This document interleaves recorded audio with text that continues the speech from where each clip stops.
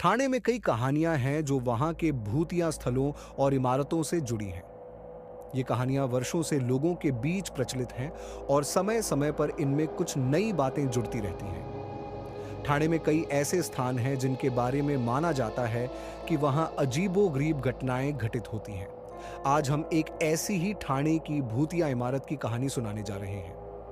इस कहानी का मुख्य पात्र एक युवा पत्रकार है जो इन अफवाहों की सच्चाई जानने के लिए उस इमारत में गया और वहां जो उसने अनुभव किया उसने उसकी जिंदगी बदल दी। कहानी की शुरुआत साल 2010 का दौर था। ठाणे में एक पुरानी इमारत थी जिसे लोग भूतिया इमारत कहते थे। इस इमारत का असली नाम शांतिवन अपार्टमेंट था, लेकिन वहां के लोग इसे शापित अपार्टमेंट के नाम से जानते थे।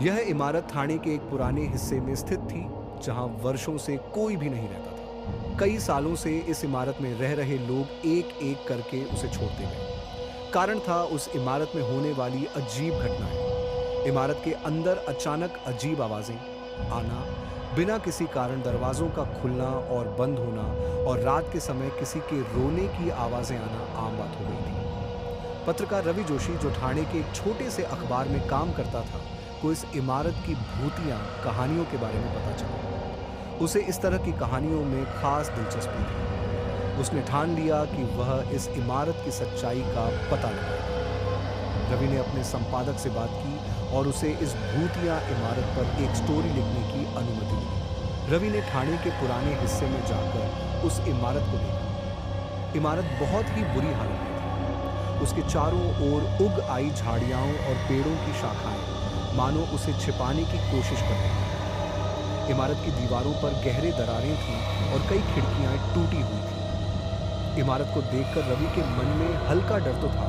लेकिन उसके अंदर की पत्रकारिता की आग उसे आगे बढ़ने पर मजबूर कर रही थी। रवि ने इमारत के पास के लोगों से इसके बारे में पूछा। ज्यादातर लोगों ने इस पर बात करने से मना किया। एक बूढ़े व्यक्ति, रामू काका, ने उसे बताया, इस इमारत में मत जाओ बेटा।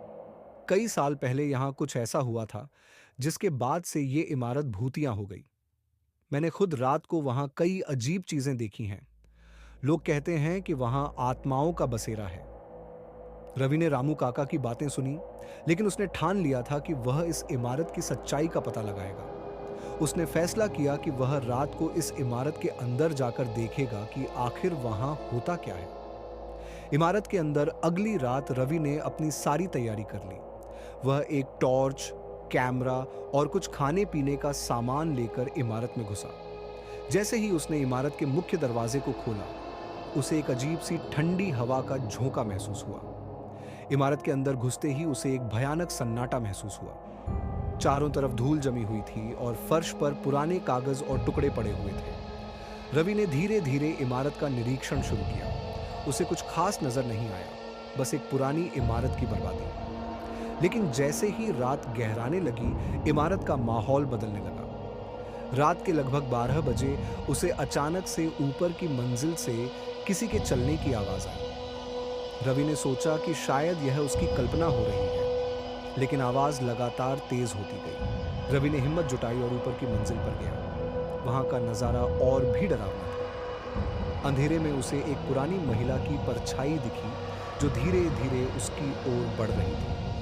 वह घबरा गया और उसकी सांसें तेज हो गई। उस महिला का चेहरा झुर्रियों से भरा हुआ था और उसकी आंखों में एक अजीब सा डरावना चमक था। रवि ने जैसे ही उसकी ओर टॉर्च की रोशनी डाली, वह परछाई गायब हो गई। इमारत का अतीत, रवि का मन अब इस बात को जानने के लिए बेचैन था कि आखिर इस इमारत के साथ ऐसा क्या हुआ था जो यह इतनी भूतिया हो गई।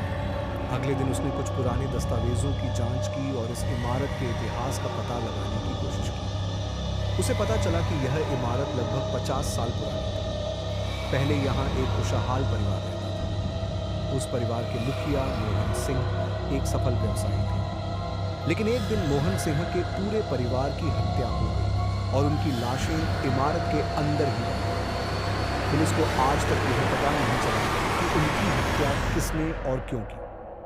इसके बाद से ही लोगों ने कहना शुरू किया कि मोहन सिंह के परिवार की आत्माएं इस इमारत में बस गई हैं। जो भी इस इमारत में रहने आता है, उसे उन आत्माओं की उपस्थिति महसूस होती है। आत्माओं का सामना रवि ने यह सब जानने के बाद फिर से उस इमारत में जाने का फैसला किया। इस बार उसने अपने कुछ दोस्तों को भी साथ ले लिया ताकि वह अकेला न हो। रात को ठीक 12 बजे वह अपने दोस्तों के साथ इमारत में पहुंचा। सभी के पास टॉर्च और कैमरे थे ताकि वे हर घटना को रिकॉर्ड कर सकें। जैसे ही वे इमारत के अंदर गए, उन्हें फिर से वही ठंडी हवा का झोंका महसूस हुआ। वे इमारत के अलग अलग हिस्सों में जाकर निरीक्षण करने लगे, लेकिन इस बार उन्हें पहले से भी ज्यादा डरावनी घटनाएं अनुभव हुईं। अचानक ही एक कमरे का दरवाजा खुद ब खुद बंद हो गया और वहां पर एक पुरानी किताब अपने आप खुल गई। किताब के पन्ने तेजी से पलटने लगे, मानो कोई अदृश्य शक्ति उसे पढ़ रही हो। रवि और उसके दोस्त घबरा गए, लेकिन उन्होंने हिम्मत नहीं हारी। वे इमारत की सबसे ऊपरी मंजिल की ओर बढ़े। वहां पहुंचते ही उन्हें फिर से वही महिला की परछाई दिखी, लेकिन इस बार वह परछाई स्पष्ट थी। महिला ने धीरे धीरे अपनी ओर बढ़ते हुए कहा, तुम यहाँ क्यों आए हो? ये जगह हमारी है। रवि और उसके दोस्तों की धड़कनें तेज हो गईं। उन्होंने तुरंत वहां से भागने की कोशिश की, लेकिन इमारत के दरवाजे अपने आप बंद हो गए। अब वे अंदर फंस गए थे। उन्हें महसूस हुआ कि अब वे आत्माओं के बीच हैं और उन आत्माओं की मर्जी के बिना वे यहाँ से नहीं निकल सकते। रवि और उसके दोस्तों ने पूरी रात इमारत के अंदर बिताई। वे आत्माओं की गतिविधियों को महसूस करते रहे, लेकिन किसी तरह सुबह होने पर इमारत का दरवाजा खुल गया और वे बाहर आ गए। इस घटना के बाद रवि ने अखबार में इस इमारत की पूरी सच्चाई लिखी और लोगों को वहां न जाने की चेतावनी दी। आज भी ठाणे की यह इमारत वीरान पड़ी है। लोग इसे दूर से ही देखते हैं, लेकिन वहां जाने की हिम्मत नहीं करते। कहते हैं कि जो भी वहां जाता है वह कभी वापस नहीं आता, या फिर उसकी जिंदगी हमेशा के लिए बदल जाती है।